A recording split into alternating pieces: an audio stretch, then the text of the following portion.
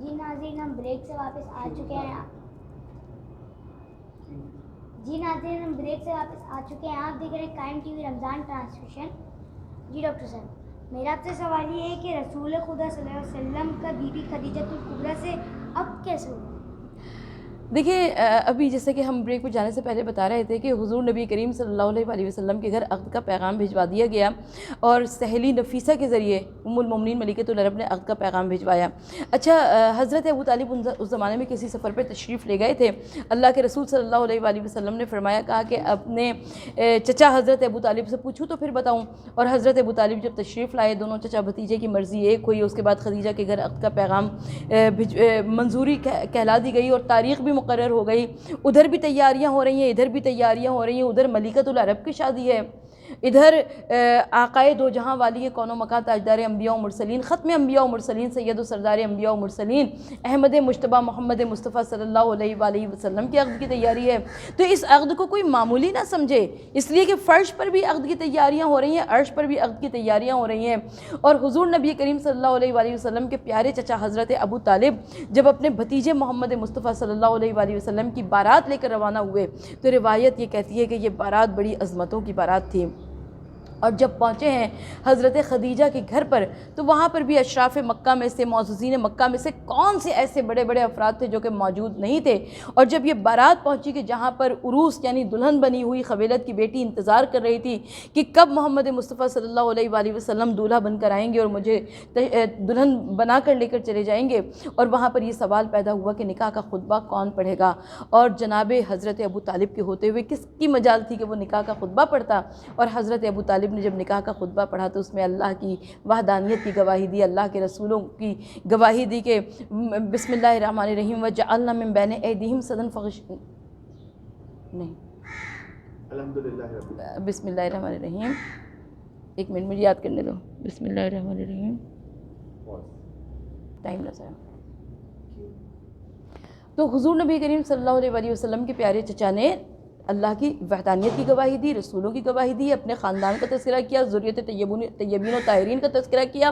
اور اس کے بعد یہ نکاح کی تقریب منعقد ہوئی اور اس کے بعد دلہن بن کر اللہ کے رسول صلی اللہ علیہ وآلہ وسلم کے گھر میں ملکۃ العرب خدیجۃ الکبریٰ تشریف لے آئیں اور ایک عظیم گھرانہ تشکیل پا گیا. وہ عظیم گھرانہ کہ جس گھرانے سے نبوت چلی, جس گھرانے سے رسالت چلی, جس گھرانے سے امامت چلی, اور ایک دو دن کے لیے نہیں بلکہ قیامت تک کے واسطے چلی.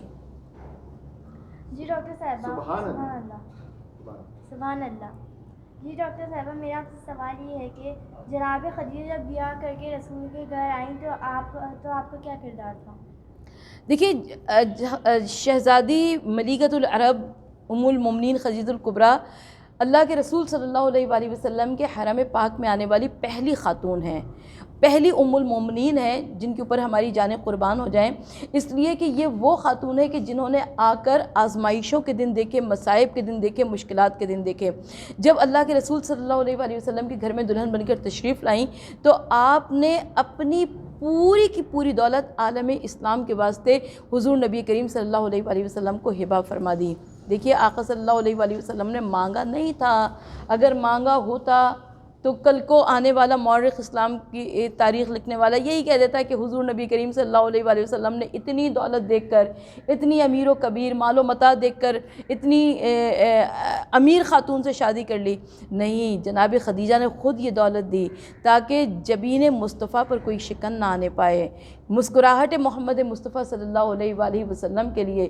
اور آپ اس طریقے سے تن من دھن سے حضور نبی کریم صلی اللہ علیہ وآلہ وسلم کے ساتھ شریک کار رسالت رہی ہیں کہ روایت یہ کہتی ہے کہ جب پہلی وحی آئی حرا کے پہاڑ کی بلندیوں پر تو حضور نبی کریم سورہ علق کی ابتدائی 5 آیات مبارکہ, تو حضور نبی کریم صلی اللہ علیہ وآلہ وسلم جو کہ تیزی کے ساتھ مکے میں آئے اور آ کر خدیجہ سے بیان فرمایا کہ ان کے ساتھ کیا واقعہ درپیش آیا, تو اس وقت خدیجہ نے جو جملے کہے کائنات کی تمام عورتوں کے واسطے یقیناً وہ جملے لائق تقلید ہیں, کائنات کے تمام مردوں کے واسطے ان جملوں کا کیا کہنا کہ جس میں اپنے محبوب شوہر کے لیے جناب ام المومنین خدیجہ الکبریٰ فرما رہی ہیں کہ اے محمد مصطفیٰ صلی اللہ علیہ وآلہ وسلم، خدا آپ کو ضائع نہیں جانے دے گا، اس لیے کہ آپ یتیموں کے اوپر شفقت کیا کرتے ہیں، غریبوں کی دستگیری کیا کرتے ہیں، بیواؤں کی ہمدردی کیا کرتے ہیں۔ اور اس کے بعد حضور نبی کریم صلی اللہ علیہ وآلہ وسلم کو ردائے رسالت اڑائی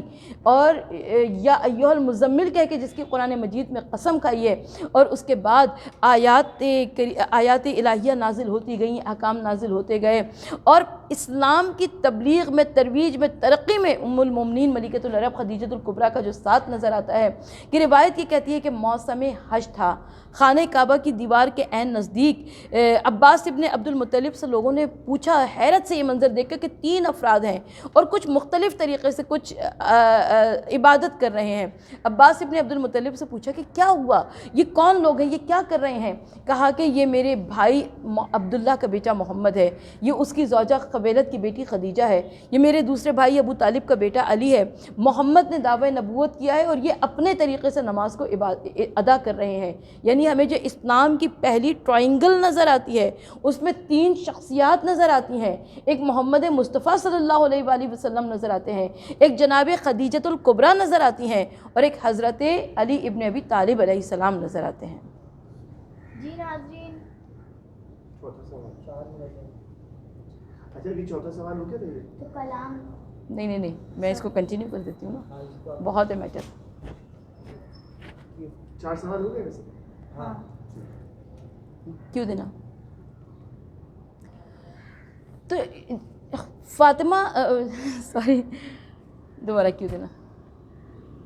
3 شخص ام المومنین ملکۃ العرب خدیجہ الکبریٰ کی جو عظیم شخصیت ہمیں اسلام کی تاریخ کی نظر آتی ہے، آپ کی دولت کو خرچ کیا گیا اشاعت اسلام کے واسطے، بقائے اسلام کے واسطے، اور اس طریقے سے خرچ کیا گیا کہ وہ غلام جنہیں عرب کے مشرکین مکہ جو تھے نہایت ایذا دیا کرتے تھے، کیونکہ یہ بات اظہر من الشمس ہے کہ جو مظلوم افراد تھے، جو غریب افراد تھے، جو کمزور افراد تھے سوسائٹی کے، پہلے انہوں نے اسلام قبول کیا ہے۔ وہ جو بڑے بڑے افراد تھے مشرکین مکہ کے، کفار مکہ کے، وہ جو سردار تھے، ان کی سرداری کو خطرات درپیش تھے، انہوں نے پہلے اسلام قبول نہیں کیا تھا۔ تو اب وہ جو غلام تھے جن کے اوپر وہ سردار نہایت مظالم کرتے تھے، نہایت مصائب ان کے اوپر درپیش ہوتے تھے، ان کو خریدا جاتا تھا خدیجہ کی دولت سے، ان کو خریدا جاتا تھا، غلاموں کو آزاد کیا جاتا تھا۔ حضرت خدیجہ کی دولت اشاعت اسلام کے واسطے، بقائے اسلام کے واسطے کس طریقے سے خرچ کی گئی کہ حضور نبی کریم صلی اللہ علیہ وآلہ وسلم جب تک زندہ رہے خدیجہ کے احسانات کو یاد کرتے رہے۔ جب ایک مرتبہ کسی نے کہا کہ یا رسول اللہ صلی اللہ علیہ وآلہ وسلم کب تک خدیجہ کو یاد کریں گے، کب تک خدیجہ کی یاد کو تازہ رکھیں گے، کیونکہ وہ دیکھتے تھے لوگ اپنی آنکھوں سے کہ خدیجہ کے رشتہ دار آتے ہیں تو اللہ کے رسول صلی اللہ علیہ وآلہ وسلم ان کا استقبال کرتے ہیں، خدیجہ کی سہیلیوں کو تحفے تحائف بھجواتے ہیں، ان کے یہاں قربانی کا گوشت بھجواتے ہیں۔ تو اللہ کے رسول صلی اللہ علیہ وآلہ وسلم نے فرمایا، رحمت للعالمین رسول نے فرمایا کہ خدیجہ کی برابری کون کر سکتا ہے؟ خدیجہ کے ذریعے اللہ نے اس وقت مجھے صاحب اولاد کیا جب کہ مکے کی زمین پر لوگ مجھے ابتر کے طعنے دے رہے تھے۔ خدیجہ نے رسم و رواج کے بندھنوں کو توڑ کر مجھ تک عقد کا پیغام پہنچایا، اور خدیجہ نے اس وقت اپنے مال سے مدد کی جس وقت میرا کوئی ناصر و مددگار نہیں تھا، اور خدیجہ اس وقت مجھ پر ایمان لائیں جس وقت کہ مکے کی سرزمین پر سب میری تکذیب کر رہے تھے۔ یعنی خدیجہ کی منزلت کو سمجھنے کی کوشش کیجئے۔ خدیجہ جواب طعنۂ ابتر ہیں۔ خدیجہ نے رسم و رواج کے بندھنوں کو توڑ کر حضور نبی کریم صلی اللہ علیہ وآلہ وسلم سے عقد کا پیغام دیا ہے۔ اسی لیے شاعر نے کہا کہ فلک نشاں عرش مرتبت کہکشاں قدم خوش نظر خدیجہ، فلک نشاں عرش مرتبت کہکشاں قدم خوش نظر خدیجہ، بدن صداقت سر خدیجہ، صدف شرافت گوہر خدیجہ، وہ آل کی مادر گرامی رسول کی ہم سفر خدیجہ، خدا کے دین مبین کے زخموں کی دہر میں چارہ گر خدیجہ، اسی کے دم سے جہاں میں مہر و وفا کا چشمہ ابل رہا ہے، نبی کا دین مبین اسی محسنہ کے ٹکڑوں پہ پل رہا ہے۔ سنو اسی نے کیا مرتب نساء کا دستور حکمرانی۔ آج کی عورت جو کہ رول ماڈل کی تلاش میں نہ جانے کہاں کہاں جاتی ہے، اس کو یاد ہونا چاہیے کہ ایک ایسی عورت اسلام میں گزری ہے کہ سنو اسی نے کیا مرتب نساء کا دستور حکمرانی، بڑے سلیقے سے کر گئی ہے رخ رسالت کی پاسبانی۔ संवार दी उसकी तरबियत ने कुछ इस तरह हक़ की नौजवानी, पैगंबरी ख़ुद पुकार उठी तेरा करम तेरी मेहरबानी, जो तू न होती तो कौन मुश्किल में दी की मुश्किल कुशाई करता, तेरे सिवा कौन बेनवा किबरिया की यूँ हम नवाई करता। अरब के राजा के मन की देवी, अजम के सुल्तान की शाहज़ादी, तेरे ही दम से हुई मुनव्वर हिजाज़ की बेचिराग वादी, तेरे ही दम से हुई मुनव्वर हिजाज़ की बेचिराग वादी। कभी मसाइल को हल किया है, कभी मसाइब पे मुस्कुरा दी, ये मुस्कुरा दी तो मुस्कुराहट का नाम कुरान हो गया है। मेरा पूरा प्रोग्राम, पूरी गुफ्तगू, हमारी ज़िंदगी कुर्बान हो जाए इस एक मिसरे पर कि ये मुस्कुरा दी तो मुस्कुराहट का नाम कुरान हो गया है, इसी का दामन बिखर के दुनिया में आले इमरान हो गया है। सुभान अल्लाह। जी नाज़रीन, अब वक्त हुआ जाता है प्रोग्राम का। सुभान अल्लाह। हाँ सुभान अल्लाह, बहुत शुक्रिया। सुभान अल्लाह से। सुभान अल्लाह करके बहुत अच्छे से जवाब दिया, थोड़ा सा दर्द डालो कि सुभान अल्लाह, आपने हमारे सवाल का बहुत अच्छा से जवाब दिया। जी नाज़रीन, अब वक्त हुआ जाता है प्रोग्राम के इख्तिताम का। खुदा हाफिज़। खुदा हाफिज़। अलग